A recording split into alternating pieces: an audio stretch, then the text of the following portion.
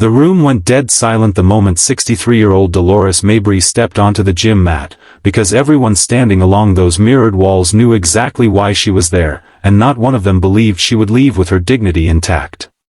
The champion in the black tank top, a 26-year-old undefeated fighter named Trent Kessler, had put up $10,000 cash for anyone who could last 90 seconds against him in a padded sparring match, and he had made it very clear, in front of his entire team and a crowd of phone cameras, that he expected to embarrass whoever was foolish enough to accept. What none of them expected was that the woman who walked in wearing a purple blouse and sensible flats, carrying a worn handbag she set down like it held everything she owned, would be the one to make the champion's trainer scream for the fight to stop.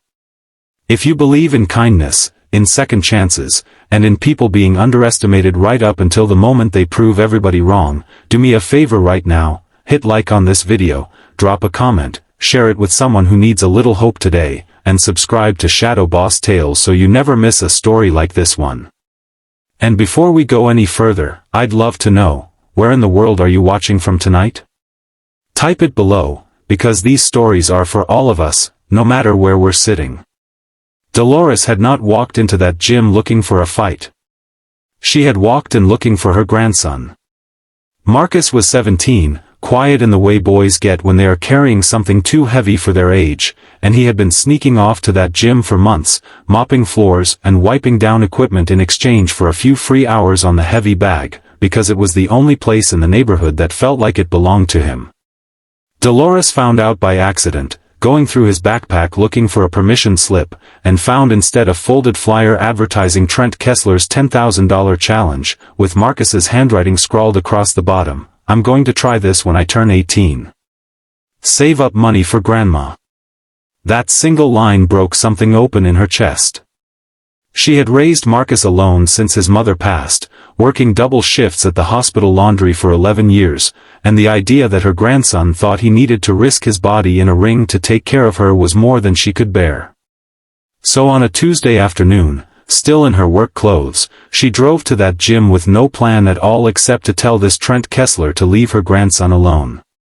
What she found instead was Trent standing in the middle of the mat, mid-interview for some online show, boasting that no one in this city had the heart to last even a minute and a half with him, that the challenge was really just a way of teaching people their place.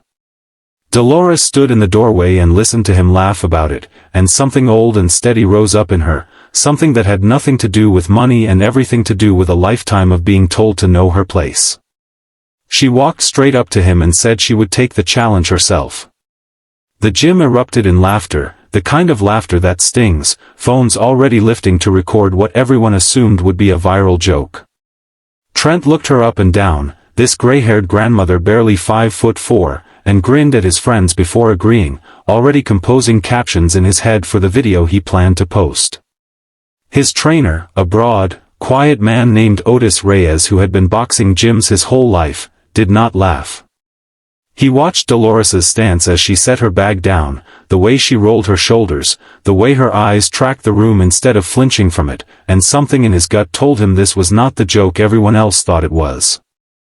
They gave her gloves 2 sizes too big and let her stand across from Trent without a single minute of warm-up, because nobody imagined she would need one.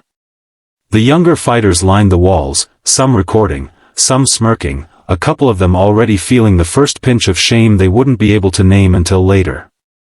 Marcus was not there. Dolores had made sure of that. Whatever happened next, she did not want her grandson watching his grandmother get hurt trying to protect him. The bell rang and Trent came forward with lazy, showman's confidence, throwing a soft jab clearly meant to graze her shoulder and get an easy laugh from the crowd, the kind of move a champion makes when he has already decided the outcome. But Dolores didn't stumble back the way he expected. She slipped the jab clean, pivoted on her back foot, and answered with a short counter to his ribs that folded his showmanship instantly into confusion. The laughter around the room died mid-breath. Trent's face changed, the easy grin flattening into something tighter, more focused, and he came again, harder this time, testing her for real. Dolores kept her guard tucked exactly the way someone taught her decades ago, elbows in, chin down, eyes forward, moving in small economical circles instead of the frantic scrambling everyone expected from a woman her age. She took a glancing shot to the shoulder and gave ground, but she did not fall, and she did not panic, and every second that passed without her collapsing pulled the air in that gym tighter and tighter. What none of them knew, because Dolores had never once mentioned it to anyone at that gym or in her neighborhood, was that in 1984 she had been a New York Golden Gloves regional finalist, one of the first women's amateur divisions the state ever sanctioned, before a promoter told her plainly that no one wanted to pay to watch women fight and she should go find a husband instead. She had put the gloves down that same year, gotten married, had a daughter, buried that daughter far too young, and raised a grandson on double shifts and quiet strength, and she had never told a single soul how much it had cost her to fold that part of herself away. She had not forgotten a single thing her body used to know.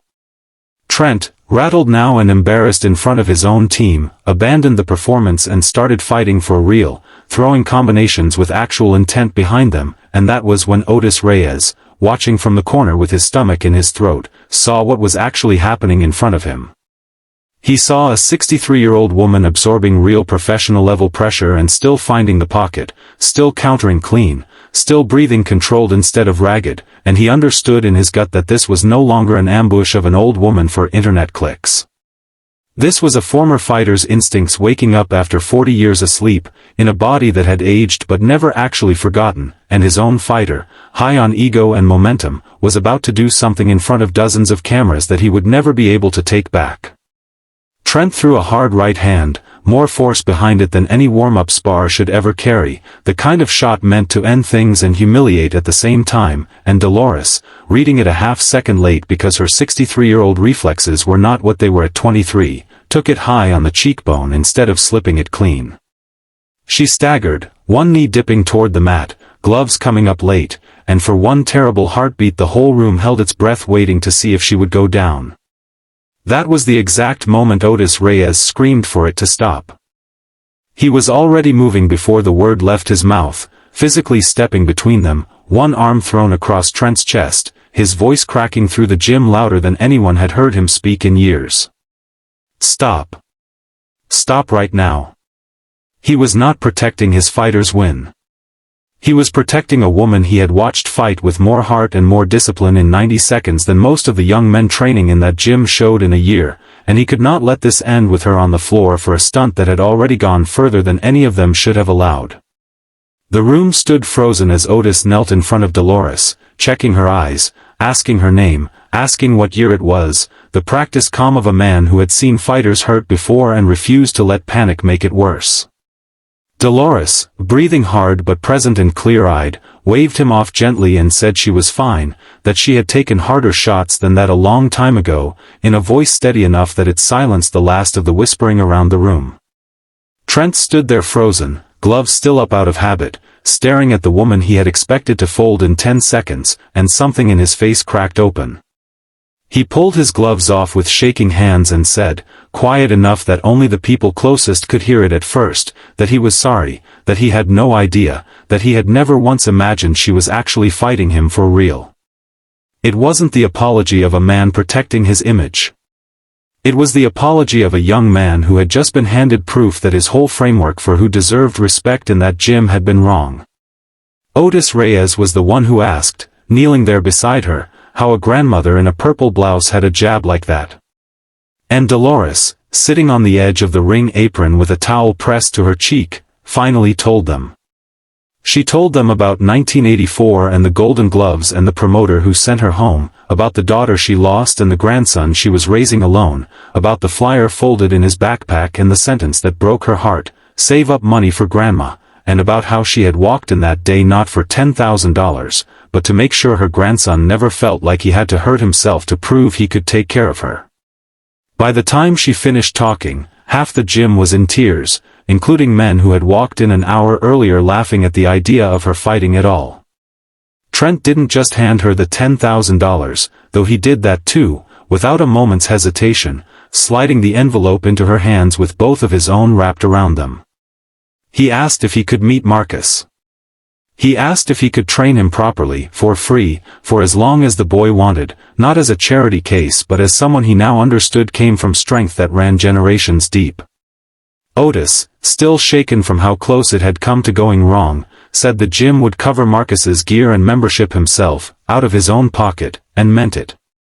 Marcus found out that evening, called into the gym by his grandmother instead of finding out from some viral clip online, and when he walked in and saw her sitting there with ice on her cheekbone and an envelope of cash in her lap and Trent Kessler standing beside her looking at her like she'd taught him something he badly needed to learn, he didn't understand any of it until she told him herself, gently, the whole story, right there in front of everyone.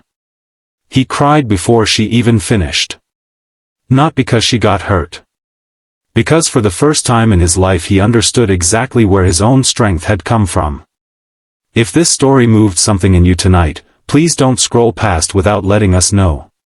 Hit that like button, leave a comment, share it with someone who needs to hear that being underestimated is not the same thing as being small, and subscribe to Shadow Boss Tales so these stories keep finding you.